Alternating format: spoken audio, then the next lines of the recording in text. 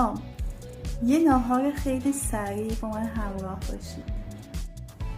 مواد اولیه‌اش یکم گوشت چرخ کرده، چند تا کلاف ماکارونی آشیانه، یکم رب، یک کوچولو پیاز سرخ کرده، یکم پیازچه، یه دونه گوجه فرنگی و 2 حبه سیر و 2 تا تیکه پنیر سفید.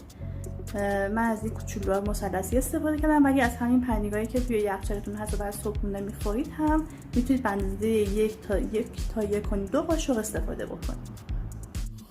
روغنمون که داغ شد، گوشت رو به موادمون اضافه میکنیم.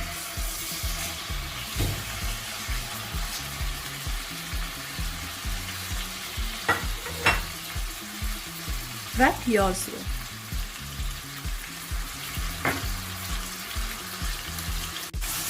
ادویه هامون رو به گوشت و پیازمون اضافه میکنیم. گوشت رو خیلی هم نزنید که گوشت همینجوری تیکه‌ای باقی بمونن، همینجوری بپزن که توی غذاتون پخش نشه و دیده بشه. ما با هم پخش میدیم تا یک مقدار گوشت سفید بشن، از اون حالت تازگی و خامی در بیان. گوشت ها که یکم خودشون رو گرفتن و سفید شدن، پیازچه، گوجه فرنگی و سیر رو اضافه میکنیم.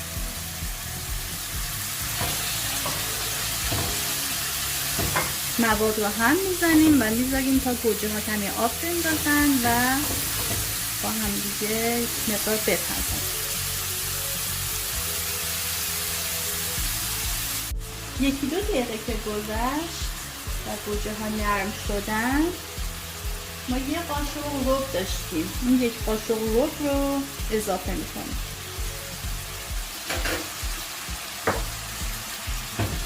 با مواد سرخ میکنیم.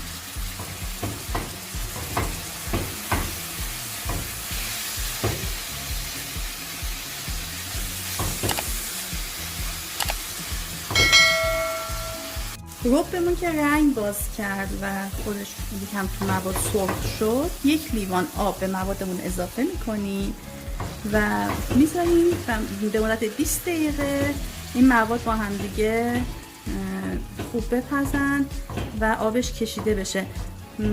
حرارت رو کم کنید، در ظرف رو میذاریم تا آماده بشه.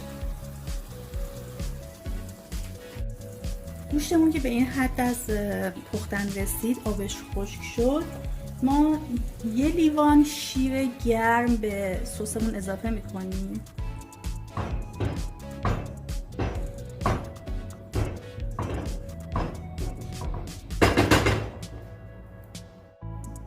پنیرامون رو به مواد اضافه میکنیم و ماکارونی ها رو برای هر نفر من 2 تا آشیونه گذاشتم داخل مواد سسمون میخوابونیم.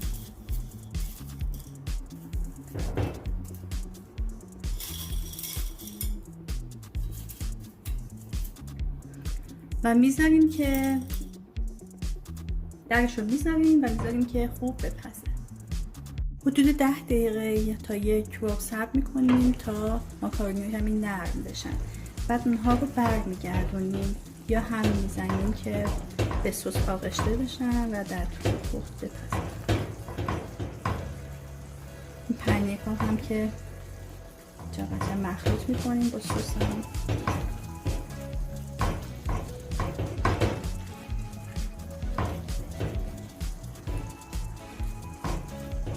در قالب رو میذاریم حدود 1 ربع دیگه بپزن.